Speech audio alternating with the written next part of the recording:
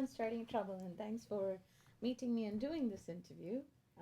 Good afternoon. Good afternoon. Thank you so much for having me. I'm excited to be here. Yes, I've heard a little bit about your story already when we first met, but for the sake of our audience, would you please tell us who you are, what you do, and a little bit about your kids? Yes, my name is Carly Skarbnik Meredith, and I'm an employment attorney. In terms of what that means I represent both employees and employers in any type of employment related claim or issue. Generally speaking, that means discrimination claims or retaliation claims stemming from those discrimination complaints. So, for instance, that would be if an employee went to their employer, said, I believe I'm being discriminated against because I'm a woman or because I'm a pregnant woman. And then after that, maybe job responsibilities change or they're actually terminated or there's other types of harassment going on. That would be an example of a discrimination retaliation complaint. I also handle whistleblower retaliation claims, which that would be when an employee goes to their employer and says, I think that you might be doing something illegal or against public policy in terms of, X, Y, and Z, and then the employer retaliates against that employee. And again, that could be a change in job situation, a termination. Also, we handle things like employment contracts, negotiations, and really anything that falls under the subset of the employee-employer relationship. I draft employment handbooks, Oh, etc. very cool. Do you work a lot with the startups and whatnot to do Yes, their handbooks? I do handbooks. I can also do trainings. It's just a lot of times I'm just there for advice when they have questions. A lot of times in the beginning, especially with startups, I deal with helping draft vendor contracts Oh, or I see. Okay. negotiations. And then in terms of my children, Yes, I yes, have please, yeah. can't forget about them. No. Right? I have two children. I have a daughter named Reese, who is almost 2.5, and I have a little boy named Cole, who is 6 months old. Wow, and that's really great. You've got your hands full. We have a busy house. Yeah, we live in a little apartment, so Right. yeah, we spend a lot of time together. But you also have one more child, don't Oh you? yes, and we can't forget about. I Yeah. also have a dog named Jet, who's a puggle. She'll be 7 in Oh, June, so very she's been cool. the first. She's around the longest. Did she Yes. give you enough practice, or was she too good a baby? My daughter was actually the one who was too good a baby. She Oh, didn't really? prepare me enough for my son. No, the dog, it's funny because a lot of people will say that when you have a dog, like, oh, it's good practice for when you have a kid. And I know you have pets as well.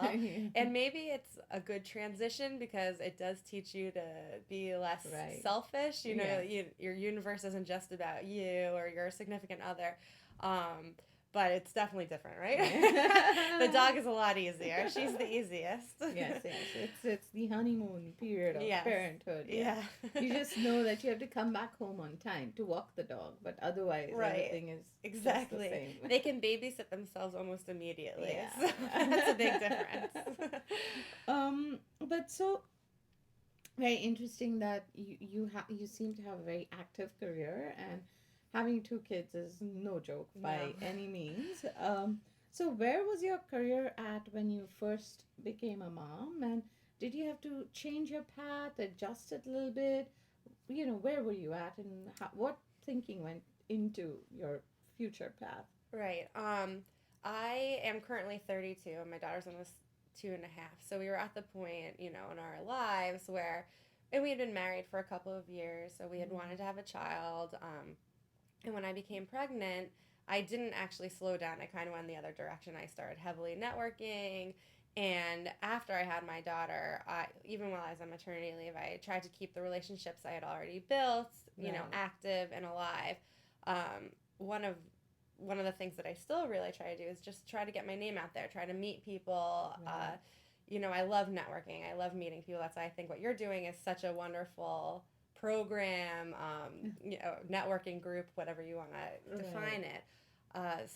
But it did change. Obviously, there was a Yeah. new situation to have to juggle and balance. And actually, after I had my daughter, I took maternity leave. I took 4 months. Mm-hmm. And then I came back slowly at first. I was fortunate see. enough that my firm was flexible with me and I was able to work from home one day a week. And I actually started, when I first came back with my daughter, I was 4 days a week at first. I see. So I slowly transitioned back to full time. Full time.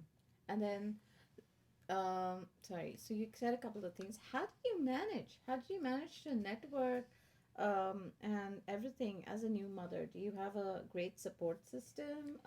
I am extremely, extremely, extremely fortunate. I do have a great support system. I have, my husband, and he works, and he has a demanding job as well, and he works for Pfizer in finance.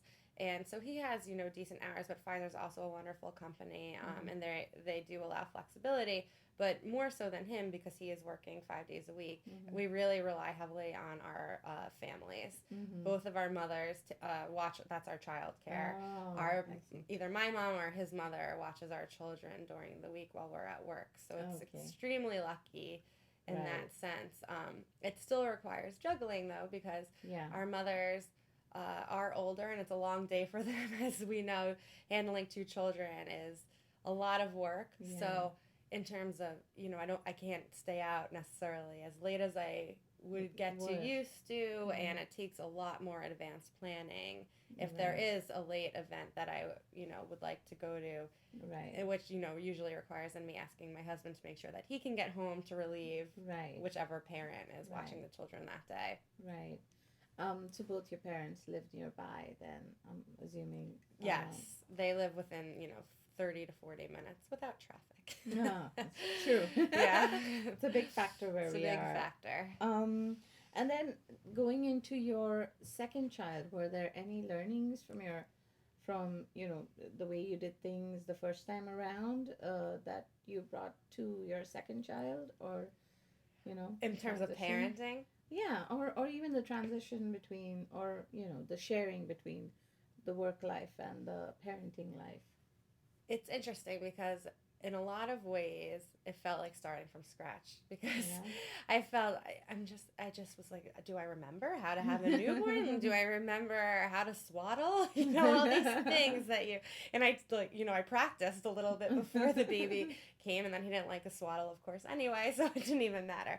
But in a lot of other ways, having the second child was so much easier, and this is a common theme you hear from second time, or more so than that, moms. You're just a lot more relaxed because you've done it once before, so you do know a little bit of what to expect. And you just have learned, I guess, to not panic at every new development or new thing. The biggest challenge for me in terms of being a parent to 2 children is actually getting to focus on the baby, because at least my daughter requires so much attention. She's so busy and active and trying to talk to you and engage with you and play with you. Yeah, she's a toddler. A toddler, exactly. So he kind of can get pushed to the wayside a little. You just hold him, and that's one thing that I do have guilt over. I feel a little bit bad that I can't dote on him as I did on her. Daughter. And so then, going through the transition of being a career woman to now a parent of 2, were there any challenges you faced? It sounds like you had a very supportive employer, but were there any challenges that you faced that you hadn't expected, and what did you learn from them? Things that I hadn't expected. I think the biggest challenge with returning to work this time compared to when I only had 1 child was that she was so young. She wasn't really doing anything yet. She didn't have activities. She didn't have school. So now I'm balancing her activities on top of that. So, making sure that I'm leaving in the morning and time to drop her off. She goes, we call it school. It's a part-time little daycare kind of. And she does that a couple times a week. So balancing her schedule, since she has so much more of a schedule, and making sure that, it's a lot of coordination, making sure that whoever is watching her that day knows exactly what she has going on. And in terms of the baby, he's kind of the easy one in a lot of ways. He's only started eating solids now, so, it was just milk before, and he doesn't have activities, even though at his age, my daughter was enrolled in music and a couple of things, but Mhm. we haven't enrolled him in anything yet. Right. Second child. You're easier Poor on guy. him. Yeah, poor guy. I think he's fine. Yeah, I think so too. I hope. They don't really understand what's No, going on at that no. age. So they're Yeah. just happy to be around Yeah, you. and I think in a lot of ways too he's benefiting from her because we're reading stories and he's always on my lap, or so he gets to participate and engage. If some of her activities he's there, she takes speech class a couple of times Mhm. a week, and he'll sit there while she's in speech, and the speech teacher goes, "This is good for him too." So I'm like, Yeah, why so he's not? learning Right. too. Yeah. Right. Um, so in terms of balancing work and your children, were there any challenges you faced at all, or was there anything you saw happening around you that you quickly learned from and incorporated into your life? I think that the number one challenge, which all other challenges fall within this overarching subset or overarching category, is just balance. Balancing my work life with the children, with each of the children, with my husband, making sure, that we still have a connection that exists outside of being parents. Right. And then someone was actually just talking about this the other day on the Hoboken Facebook Mommies Uh-huh. group, which is a wonderful group, saying, how do you find time for yourself? Which Right. is very important. And I'm someone who's always growing up loved alone time. I'm a big reader. Right. And so trying to fit in things that you like to do for yourself, exercise, Right. even basics, getting a haircut, Yeah. getting Yeah. manicures have really fallen off. Something has to give.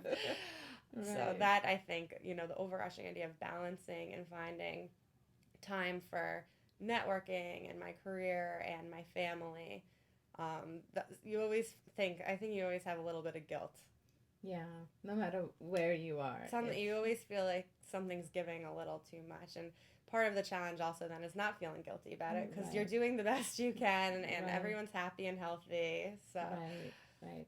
Um, which then brings me to my next question, which is about what's your favorite mistake as a working mom that you learned the most from? my favorite mistake was a lesson I learned before I was a mom, but I think it applies, especially more so now that I am a mom, which is valuing my own time. I definitely in the beginning, and trying to meet people and get clients, I gave of myself very freely in terms of my Mm, hours and time and yeah. conversation, and people can definitely take advantage of that. Right. I'm always happy to try to talk to people and help people, Right. but it's trying to find that balance of when are you helping and then when is someone taking advantage of you. Right. And I definitely got burned a lot in the past Mm-hmm. with that, and I've really tried to figure out how to fix that situation Mm-hmm. for myself, and especially now more so than ever valuing my own time because time is that much more precious now that I'm Right. juggling more responsibilities. So I think that that's definitely one of the most valuable lessons that I've learned, and I still learned because I definitely don't Right. have it down to a science yet. It's hard. It's hard. But I feel like as a mom, you're probably better equipped to say no because it's not about you anymore. It's Right. about you being home on time for your children. So Right. um, That's definitely true. hopefully, being a mom helps a little bit. Yeah, I think that that's actually a really good point. You have less reservations about saying no because you're just much more practical about the situation. Like, I can't. And Right. I suspect that maybe this is bordering on someone taking advantage, and so it's just easier to say no. Yeah. Right, right. And then there's a perception, and I'm sure in your work you've come across this, perhaps more than the rest of us. But there's a perception that women who become mothers, when they return to work, they become somehow less efficient or productive, and somehow contribute less to the workplace. And which is why they're sort of treated at arm's length, and there's a lot of career growth that doesn't happen in the first few years after childbirth. What do you have to what are your thoughts about that? It's so funny because I listened to the response that someone else gave you to this exact question. I think you'd be hard pressed to find a woman who would say differently. I think that a working mom is probably one of the most efficient workers that you can find, rather than it just happens inevitably. And there's millions of studies that show that a lot of times when people are sitting at their desk, they're actually maybe on Facebook or on the internet. And because a working mom is juggling so many different has so many balls in the air, every minute counts. Right. And you're making sure to utilize the best of every second that you can. So I would be shocked if a working mom who actually is experiencing it said any differently. Right. And an interesting study, this is now probably 4 or 5 years old, found that most employers actually were okay with the first child. They didn't react in a negative manner to a woman who was returning after having their first child. But after the second child, for whatever reason, that was like the turning point for the employer, and then they started retaliating a lot more on that mom. And what is kind of maybe shocking or interesting to some listeners is, while there are laws that protect you from, for instance, for taking maternity leave, if your employer qualifies and you qualify, or taking medical leave to help care for your family, and that can include bonding time. There aren't laws that actually protect the family. No. So just being at this point, unless I was taking care of one of my children because they needed me for some reason in terms of a medical reason, if you're trying to squeeze in a after school sporting event, and that means maybe doing work later that night, there's no law protecting you. If your employer is like, they leave too early to do after school activities sometimes with their children, that would be a legal reason to terminate someone. Oh, wow. Yeah, that's unfortunate. It is unfortunate. I agree, particularly because in my field, and I know many other people's fields, my job isn't a clock in, clock out type of job. There's always something more I can be doing, and there's always something more I am doing. I know that everyone feels this way with smartphones, that you're never fully off the clock. So it's kind of silly, because if I'm, let's just say, late one day because I'm taking the kids to a doctor appointment, that just means I'm making up the time somewhere else. Because you have to, because there's that much on your plate. Exactly. Yeah. It's not like it doesn't get done. Right. So. It always gets done. It always gets done. Right. So again, I'd love to borrow from your experience and expertise to answer this next question that I'm tackling with a bunch of you moms. How can small businesses, large corporations, there are lots of ideas for large corporations, but especially small businesses and our society in general, support working moms more so they can return to work and continue to contribute the way they did in the past before having a child, without like repercussions to their family life or personal life. It definitely is a very tough question, because for small employers who maybe actually the laws that the FMLA doesn't apply because they wouldn't have the right amount of employees, you understand, I think it's common sense that there's obviously a hardship if an employee that you need isn't in the office when you need them to be. But that being said, especially since I do think that so many working moms can offer so much and are probably some of the most efficient people that you can find, I think the biggest way for those small employers to try to work with that employee would be the flexibility. And as an employer, making sure that employee is, still doing their job. If you feel that you are being very flexible and generous with maybe what they're looking at as concessions that you're making because this is a working mom, then have a talk with them and say, this is what I expect. You're allowed to work from home one day, but the expectations are that you're performing just as much as you would if you're not as if you were in the office. In terms of other businesses, I think that as a whole society, of offering working moms an availability of times to be able to do things, opening earlier, opening later, this way the working parent can fit in everything that they need to do in a day. Because that's what can be so hard. Things close at 5 o'clock. but you're at work and you also have to get your kid from daycare. Right. How do you fit in Right. all of those things? Right. We're also thinking about like the networking events that you were able to go to because you had one of your parents looking after your kids. Right. Maybe that's not something that a lot of women have. You No. know, so which completely excludes them then from being able to network within their industry to continue career growth. So we're also exploring potentially, like um, having event organizers open up their events to mothers to bring their children Right. to the event so they can participate. Yeah. And I'm sure it's fraught with a lot of legal issues. But I maybe mean, not. events offer, all different types of events offer childcare, areas where they might have staff babysitters, and of course that's something that they would want to look into in terms of liability insurance, and maybe having the parents sign waivers Right, right. against any type of. But that would be a wonderful thing. I think that's an amazing idea because just practically speaking, it's so hard to find child. Even for me, getting someone to watch them if it's a night event or Right. a very early morning event. So I think that any parent can sympathize with trying to find the time to network.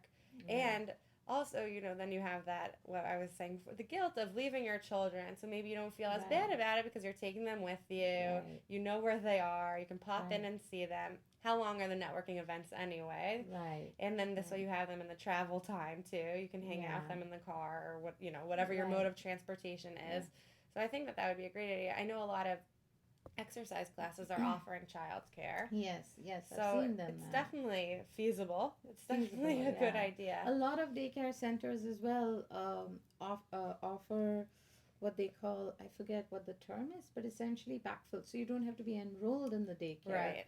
but you're allowed to drop off your kids if the childcare has a some sort of a relationship with the organizer or the Right. employer. I think that's also a great thing. And Yeah. as a working mom, I think it's always a good idea to have backup plans Yeah, like that yeah, in place in exactly. case you do need it, or Right. backup babysitters on your Right. phone. Exactly, because that's exactly it. Nobody wants to go to the event with their toddlers in tow. Yeah. Like what mom is going to be able It's to not focus? ideal. Yeah. Right. It's not But ideal. if there are no alternatives available, then but yeah, it would be very interesting to explore that with Yeah. you. I think that that's a great idea. I think Yeah. that's an excellent idea. Any parting thoughts for our audience? Oh boy. It's hard. I think being a working parent is really hard. I think everyone's having a hard time, and just not being too hard on yourself because you're juggling so many balls that are up in the air, and always seeking advice and support. I think one of the most valuable piece of advice, that's also a very common piece of advice, is outsource when you can. Yeah. Don't put it on yourself to do every Everything. last Right. thing. And I can be an A-type personality, but there's some things that you just have to Give. give. Something has to give at certain points, and prioritizing what's most important to you, and Right. figuring out what you can, either outsource or just let go of completely. Right. It's okay to lose control. Right. Right. And Makes to sense. anyone who's listening to this, I am always happy to talk. Not that I'm an expert by any means on being a working mom, but I can certainly Right. empathize. So Yeah. I'm more than happy to connect on that level and talk. That's very generous of you. Sometimes women just need a sounding board, Oh, so. yeah. Sometimes you just need someone to vent. Yes, absolutely. Well, thank you, Carly. Thanks Thank for your time, and thanks for being on the show. Thank you so much for having me. It was a pleasure.